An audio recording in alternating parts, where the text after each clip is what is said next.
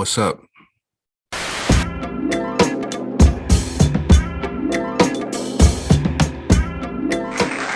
Today I want to talk about something that's like been on my heart for a while, and I'm good. This is gonna be more like a teaching session almost. Like I don't want to call it a teaching session. It might be something that y'all are kind of familiar with, but judging from a lot of the conversations that I've been seeing and a lot of the rhetoric that's been spoken, like on Facebook and I'll even share a conversation that I had not too long ago on this same topic. Um, and like I tell y'all all the time, man, I don't know it all. I love conversation. I can get passionate in the conversation, especially knowing what I know. But in the process, I'm processing new information from the people or person that I'm speaking with, and it could kind of change my attitude. Because as I've said before, I don't have an ego, so it may sound like it in the midst of the conversation, but I promise I don't. I'm passionate about my stance until my stance can be changed based on new information. I feel like that's how we should all be. Um, to say you know it all, it's pretty asinine to me. So I think we should all be open to new information, be confident in the conversation, right? Be confident in the conversation, but be open to maturation, maybe changing your stance on some things. That's why a good friend of mine, he and I get into it on Facebook sometimes. And it's not really getting into it because I don't take Facebook too seriously. Like as he says that I'm always on joke time on Facebook. And that's 99% true, depending on the topic, right? Because there are some topics that I feel like there's no, oh, I see it this way and see it that way. There's no sitting on the fence on certain topics. Now, what topics would those be? I would say those are topics in the realm of like, let's say police brutality, let's say social economic issues, let's say racism, let's say all of those type of things. You cannot sit on the fence to me. Now, the specific topic that he and I were conversing about, where I said that I will sit on the fence on this one because I can see both sides. I swear I don't even want to talk about this topic. I'm gonna say it real quick. The Oscars, all right. I'm saying, all right, boom, boom. Moving on. We're not gonna talk about it. Basically, man, look, there are certain topics that I'm like, come on. But one of the things that I've started to notice, and I've noticed it for a long time, actually. So I didn't just start to notice it. I've noticed it for a long time.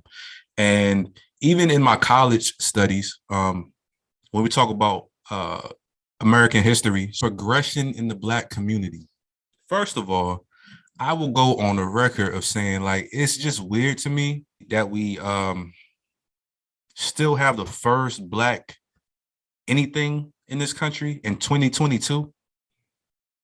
In 2022, we still celebrate the first Black this and the first Black that, right? And my emotions from feeling that way kind of jade my emotions about the entire thing, right? And that's what I'm going to get into because I see the error in my ways. I've seen the error in my ways. I'm going to give you the rundown. So on Facebook, and I'll show you the actual post, but just a quick rundown. There's a conversation going on. And the post was a positive post. I'll say that. It was a positive post. It was meant to be positive. And from what I know about social media, people don't really necessarily know how to take a positive post and leave it positive. We always have to inject some negativity in it. Why? Because I guess that's just how things go. I don't like that reason or excuse for things, but I guess that's just how things go, right? So, and I'm gonna show you the post in a minute. I told you so, but just listen.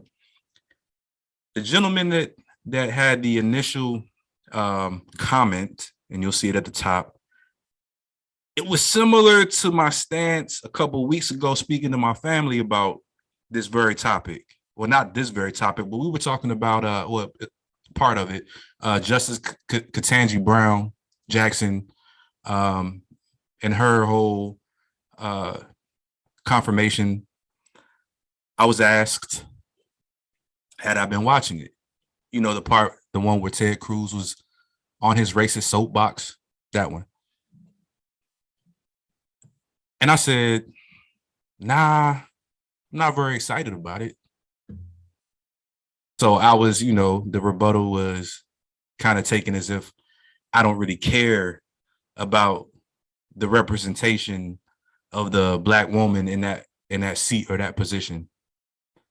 And I had to just, clarify, like, no, no, no, no, no. It's not that. It's not that. I'm very happy that she's in that position. I am. But I can't get excited. It's hard for me to get excited anymore when they put a Black face in a high position and we're not seeing the tangible results. It's almost like they're kind of like a hush, be quiet. How dare you get mad? Did you see you had a Black president? Did you see you had a Black this and a Black that? There is no racism. That's how I felt and kind of still feel. I know it sounds complicated, but follow me, just stay with me. So I was on that train of thought. And I was very passionate about, how I explained that. And I don't think I was wrong. But after further review, it's kind of a flag on the play. Because I don't think I was all the way right either. As a matter of fact, I know I wasn't all the way right. And I stand corrected because we all grow. We hear information, we have a stance, we are introduced to new information, and then we have the intellectual freedom to change that stance. Right?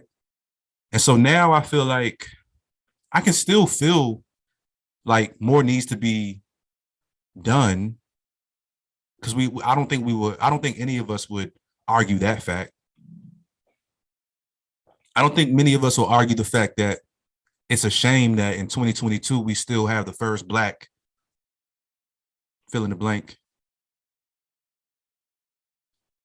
And so I'm gonna just get to it. We're gonna get to the post, and I will hope that you just take this ride with me real quick. I'm introducing information to people who may not know. Okay, just all right. Let's go through it. Let's see.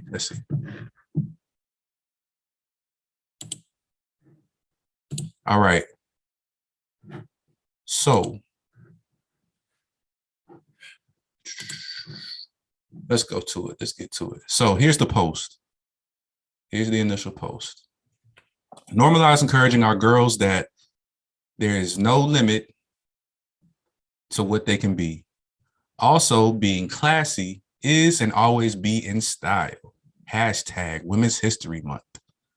And see, I wholeheartedly agree with that. It's positive, right?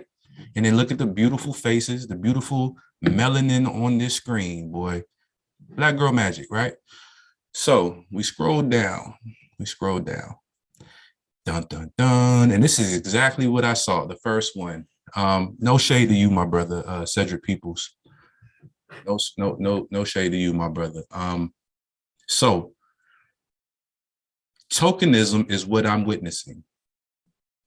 When I see tangibles from these sister girls, then I may agree. But really, these ladies have and will talk a game, but haven't produced anything for the Black community as a whole. And he put that in all caps. You know what it means when people put something in all caps?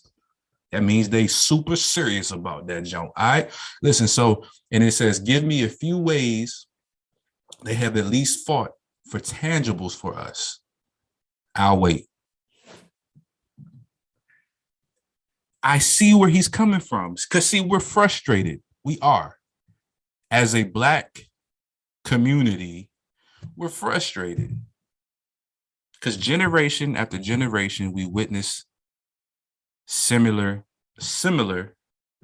outcomes to when we have representation. Now, I will say, I'm not even 40 yet, but I have seen progress in this arena.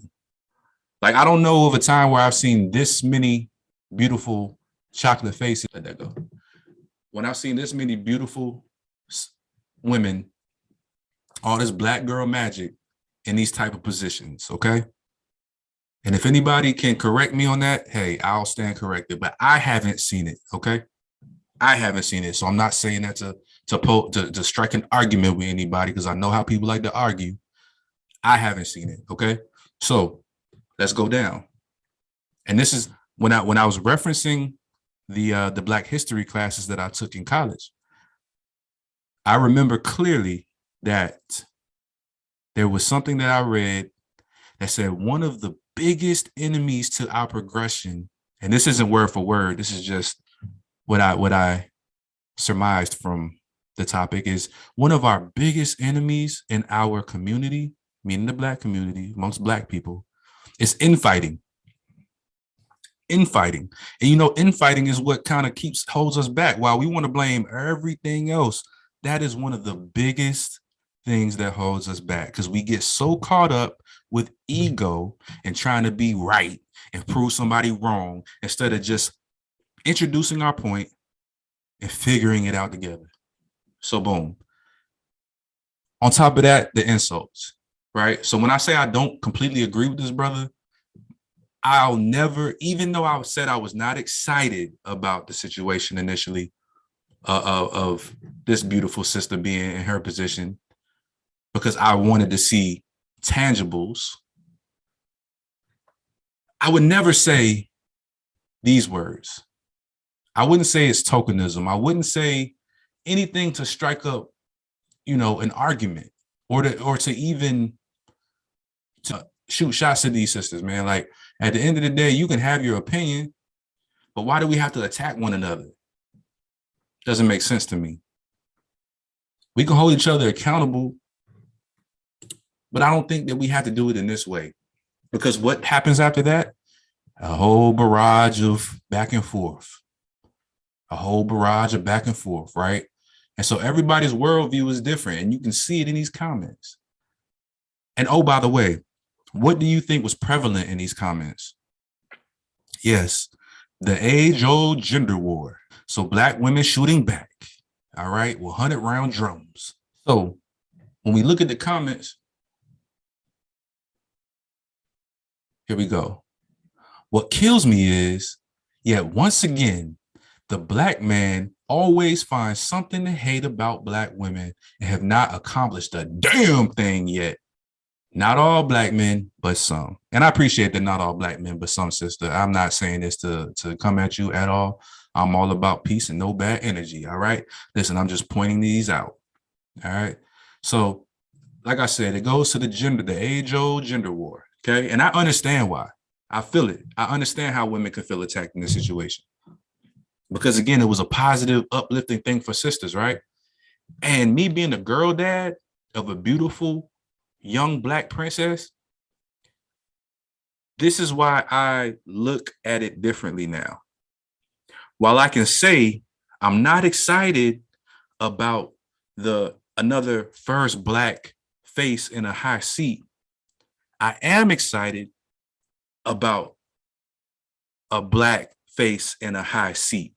Why? Because as people have pointed out, and I've thought about, representation matters.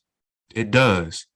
Why? Because it changes the trajectory in one's thought process, helping them understand that they can accomplish those type of things. Like, my daughter can see these Black women and understand that is attainable, even if not that position or that seat.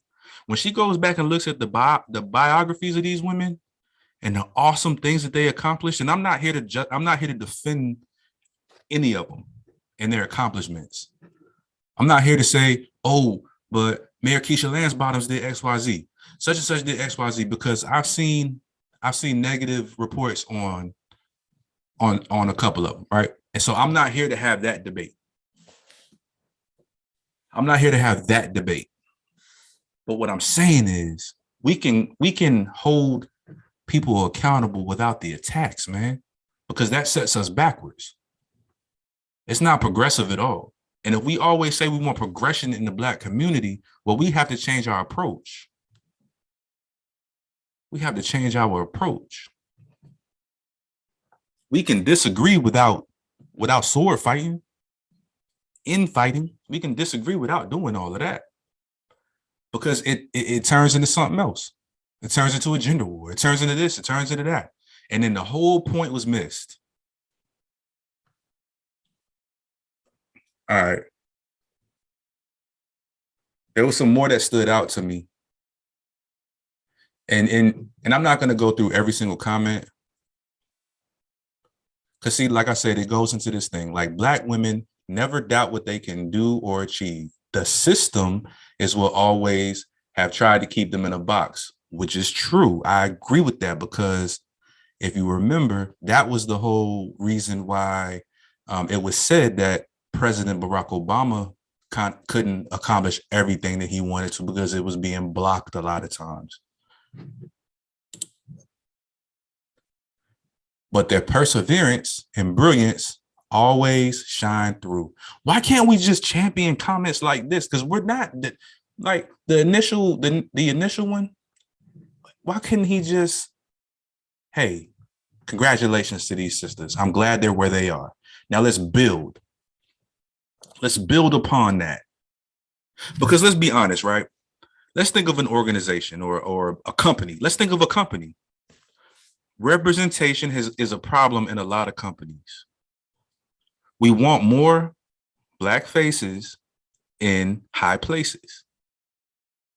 Why? Because representation matters. Without the proper representation, you get snafus like we saw a couple years back with H&M, because people are tone deaf or purposely doing it. I don't know.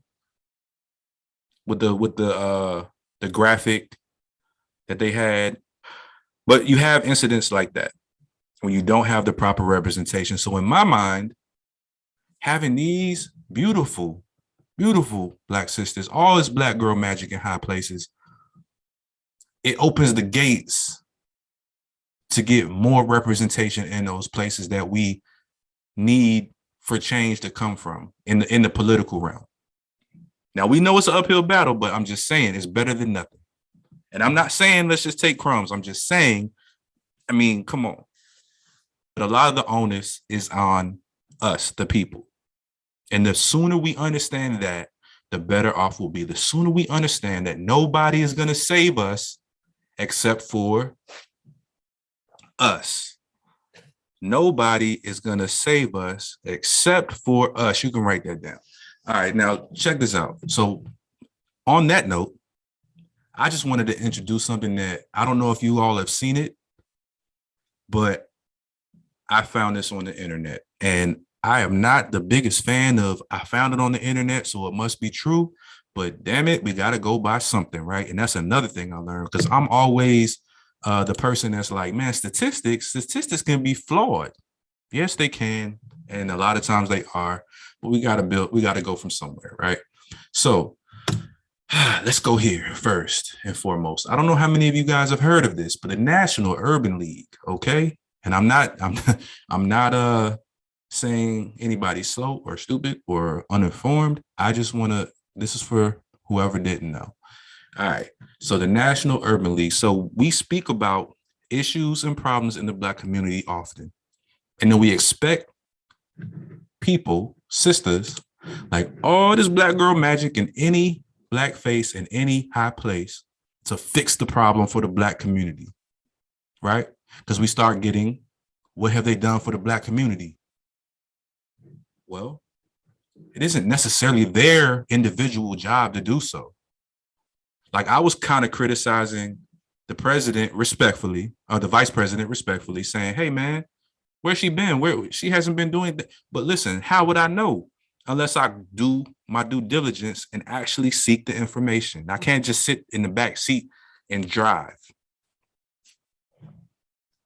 But anyway, she's part of a whole administration.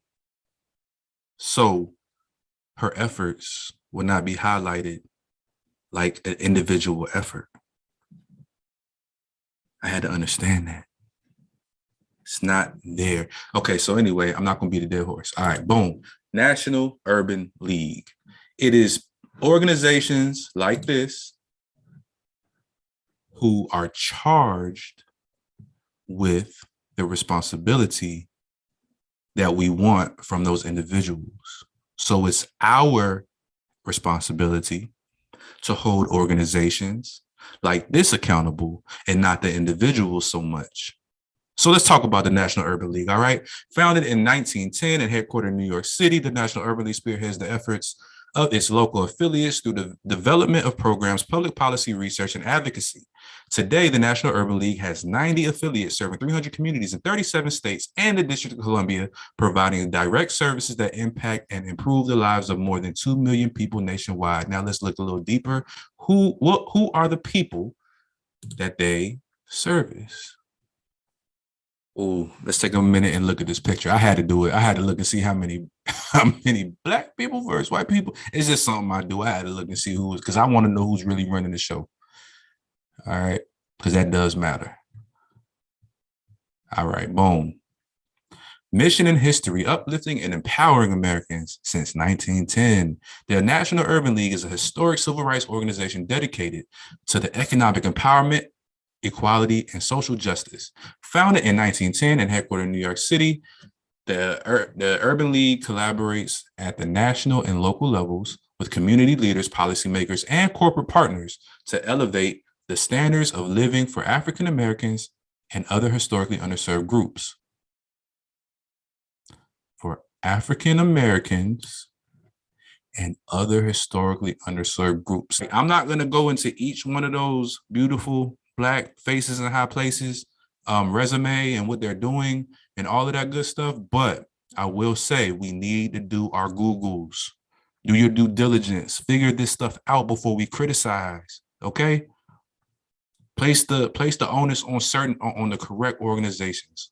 Let's look at this. Our mission to help African Americans and others in underserved communities to achieve their highest true social parity, economic self-reliance, power, and civil rights. The League promotes economic empowerment through education and job training, housing and community development, workforce development, entrepreneurship, health, and quality of life. All of the things that we complain about and we know are topics of high interest in our community, because we know that, or at least I think we know. See, I stand by the notion that in order to fix a lot of the poverty and all of that stuff, and I'm speaking from the outside, and so if I'm wrong, I would love to have the conversation to see how we can rectify all of this. But from my perspective, if we change the mindset and we change the environment, we can change the physical nature of people, right? Because if your mindset change, your physical, like your surroundings change, it's a physiological thing. When you get some time, I urge you to go to this website and go through and just read about it. Read about the National Urban League, read about their initiatives, what they've done, what they're doing, and hold them accountable if they're not doing what they say they're supposed to do. Now, another very interesting piece that I plucked off of this, and I already went ahead and downloaded it, so I'll go ahead and go to the screen share in a minute, but it's a poll pretty much. So the Pulse of Black America, okay?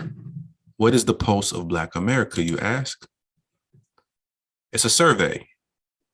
Again, a way to hold them accountable and also hold America accountable and also show the numbers. It breaks down the numbers. Now, again, am I a fan of surveys? You know, más o menos, but this is what we're going to go off of for now. So let me enlarge this a little bit. All right, the Pulse of Black, I'm not going to read all of this and bore you to death, and you can take, if you want me to send this to you, I can send it to you and save you the time from having to go to the website, download it, all that good stuff. I can just send it to you because I've already downloaded it. Just give me your email address and I'll shoot it over to you. Okay, you can read through it yourself, but let's look at it. So about the Pulse of Black America survey. The Pulse of Black America survey elevates the voices and aspirations of Black Americans, especially in the context of structural barriers they face in their daily lives. Okay, so I'm just going to skip through. Partnering with Benenson Strategy Group, the Pulse of Black America survey serves as a companion to the National Urban League's annual State of Black America report. You know, it's really good. It's a really good read. So just read on through there. And there's one other part that I really wanted to highlight in this because I really like how they kind of broke this down. The Black mindset. It's a huge factor of change. Mindset is a huge factor of change, man. If you could change the mindset, you could change a lot, which is why representation matters. Okay. Rising costs and inflation are a concern for all Americans, but for Black America, the emotional wear and tear of historical inequities is a deeply personal economic pain point in their day-to-day lives. For them, getting ahead is almost impossible, and maintaining the status quo is a juggling act of high risks and low rewards. How many of y'all can relate to that? Even when following the same blueprint of academic and professional achievement outlined by white America, Black Americans feel they are still denied the keys to unlocking longer-term middle-class success. Yep. All right, then it goes on to say, talk about the pandemic and how that made matters worse. Talks about how parents are making sacrifices with investments. So it's basically breaking down like, no matter how many of how many of us have downloaded like Robinhood and TD Ameritrade and all of these, like I see a lot of people, and I'm proud of this. A lot of Black people are getting into investing. I love to see that on Instagram. It's crazy.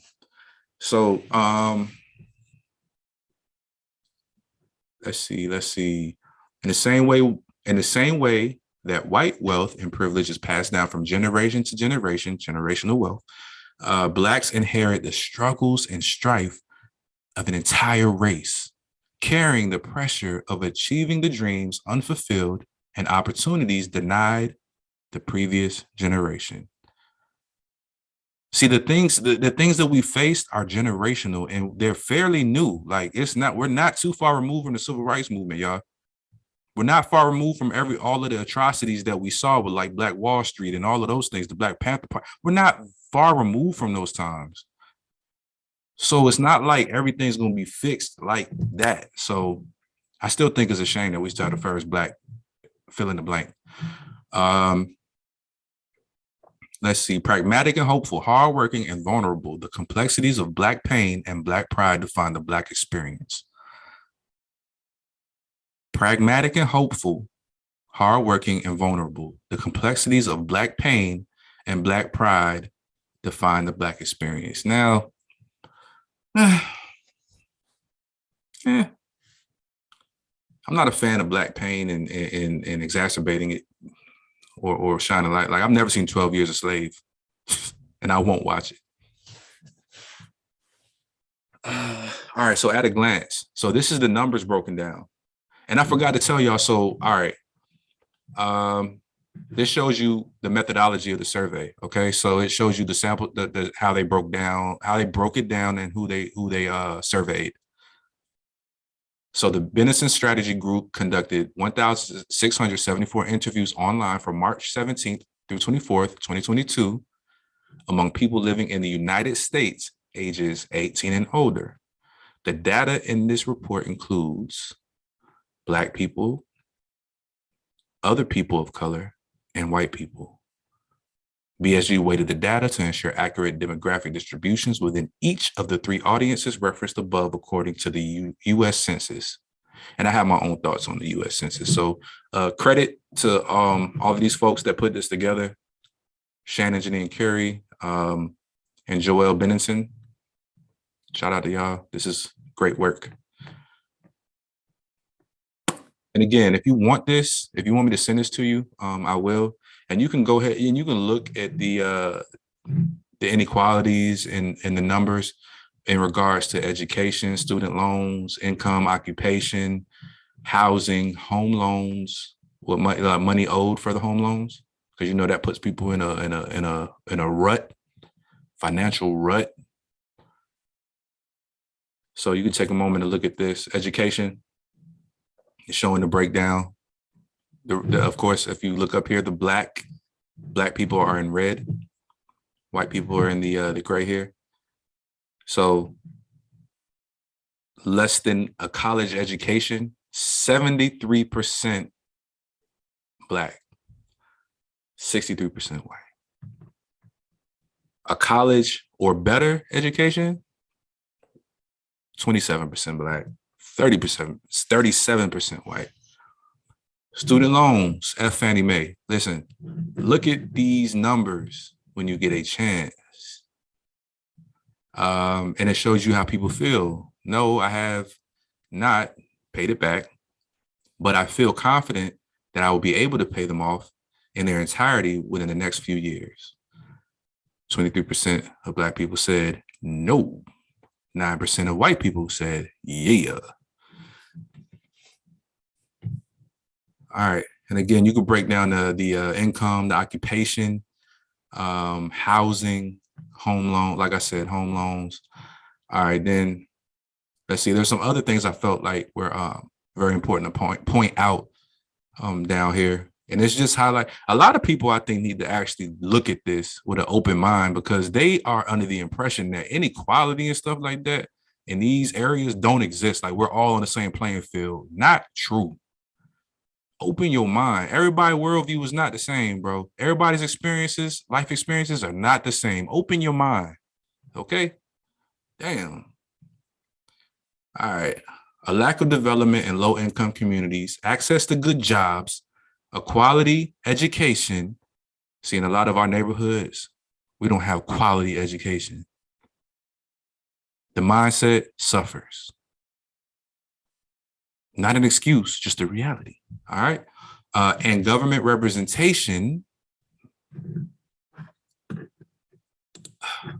Government representation, as well as mass incarceration, are the biggest barriers to equality.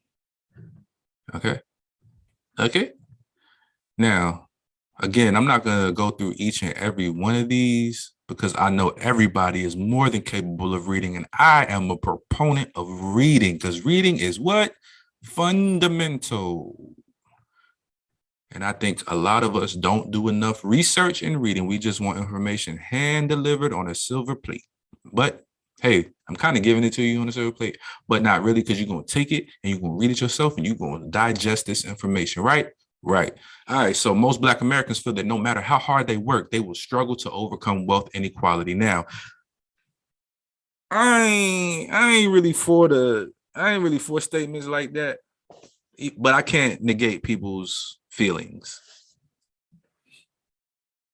Because I kind of am of the mindset that, hey, man, look, if we understand that we don't have to do stuff like infight and fight amongst each other and wait on a savior and wait on the government and wait on this and wait on that and get to stepping ourselves, this won't even be an issue.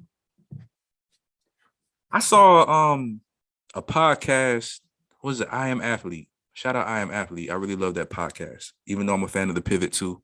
No shade. I love both of y'all. All Black brothers doing their thing. Okay. Especially former athletes. I really love to see that. Okay. So J.R. Swish, drafted out of high school, made a great living for himself in the NBA. Playing golf, breaking stereotypes, doing his damn thing in college right now. Was on I Am Athlete. And he mentioned the idea of him being in that top 1% of earners in the United States of America, and a couple of his other counterparts pooling together their money, their millions, and doing something for the underserved communities. Go back and watch it. Go watch it. I'll put the link down here. Go watch that episode.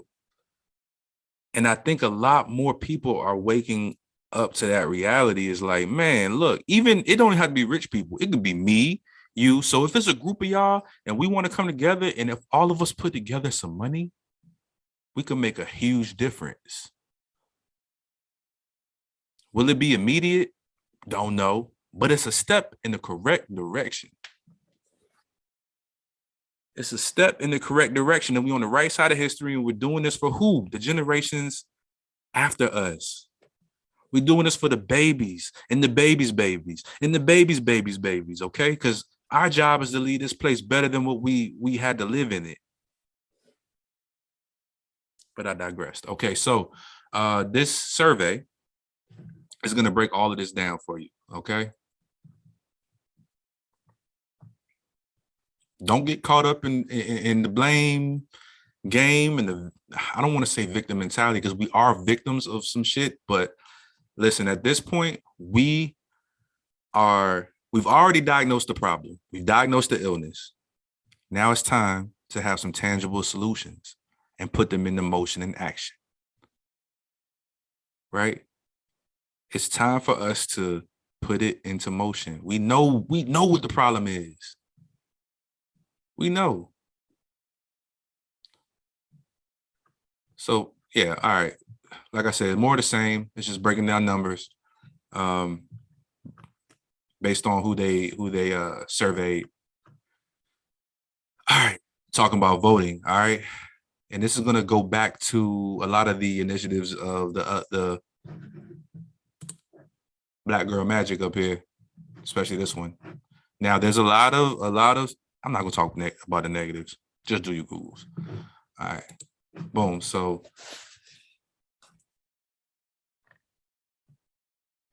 and this just tells you the mindset of people. We'll scroll slow so you can kind of get a glimpse.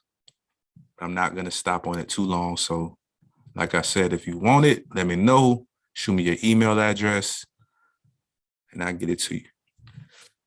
Save you a step or two.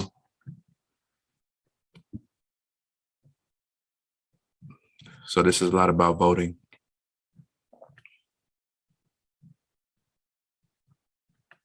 And so how many of us were taught that politics, I don't do politics. I don't do that politics shit. That shit boring. I don't do politics. Well, guess what? You might want to start doing politics. We might want to start doing politics. Even if it's boring. Find a way to make it fun. All right? Because politics impact us a whole lot. So we need to get out of that mindset of I don't do politics. Politics, man, I'd rather just be entertained all day. We got to shift our way of thinking, man. Got to shift our way of thinking. For real, the paradigm must shift. And we can start doing that now. And I'm not going to sit here and pretend like people aren't doing it. Like, there's a lot more being done than we think. We just don't see it all. So let's not pretend like we aren't making strides and we aren't doing well, because we are. Regardless of what any survey says, regardless of what people in a bubble say, hey, we're doing damn good, okay? And we are not a monolith. So again, I didn't want to focus too. At first, I was gonna really like break down a lot of these comments, but I don't want to get caught up too much in the negative, and I definitely don't want to highlight the infighting because it's not my shit. It's not my bag. But I would just like us to overcome this, y'all. How long are we gonna do this? How long are we gonna infight? All right, boom. So there's one other part that I wanted to kind of talk about really quick, and I'm just gonna read it really quick and leave this on your mind, okay? Because when we talk about representation, this is what we're talking about. When we talk about things that we don't see in the mass media, we have to look a little bit deeper, okay? We have to look and read between the lines. And again, I'm not arguing for you to say, hey, Michelle Obama did all this for the Black community. All these ladies did all this for the Black community. I'm not doing that. I'm just saying, let's look at it. Let's try to look at it from a different perspective. I'm here to provide a little bit of a different perspective. Okay. So again, when I say mindset is powerful because it's an agent of change. Okay. So let's look at what the beautiful Michelle Obama said in this interview. So she says, there's always that doubt in the back of the minds of the people of color, people who have been oppressed, who have never been given the real opportunities, so that you believe somehow someone is better than you. Just the day before, I don't know how to pronounce the name, Brzezinski had interviewed a 52-year-old African-American woman and asked her whether she would vote for Barack Obama in the presidential election. Brzezinski told Michelle Obama that the woman said she probably would not cast her vote for Barack because he probably can't win because he's Black.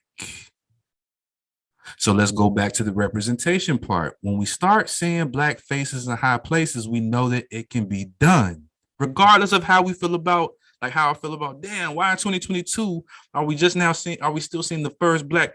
At this point, it's about what we see, because what we see dictates a lot of what we do. And when you don't see Black people in those positions, you just you lose a lot of the hope that it could even happen, that it's even possible. But when you see them there, regardless if you feel like they're figureheads or whatever that gentleman in the post referred to them as, tokenism, who cares?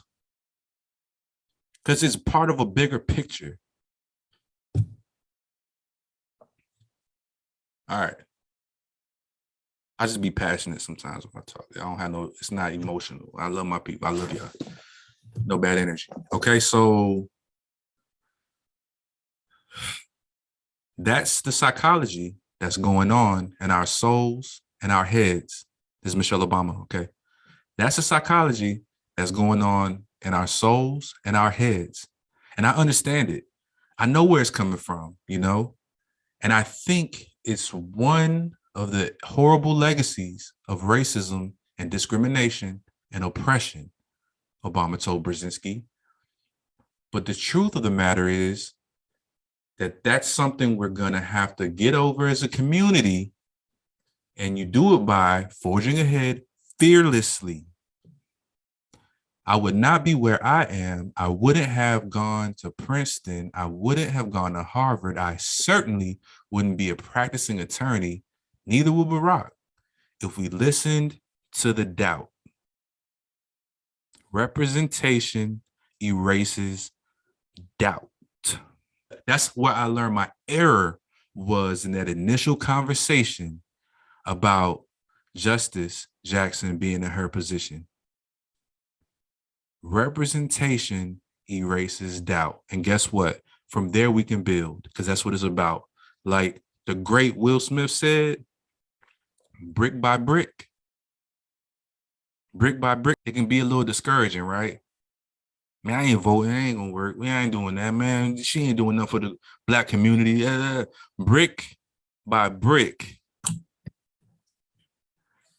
At this point, just remember we're past the point of diagnosis. All right. And everybody is at a different level of consciousness, right? But staggered consciousness, moving in different directions, is counterproductive. And all it's going to do is lead to a steady prognosis. So we got to stick together, man, work together. And that way we can be progressive and fix as much as we can. All right. Because nobody's coming to save us but ourselves. And with that said, I love y'all. Peace.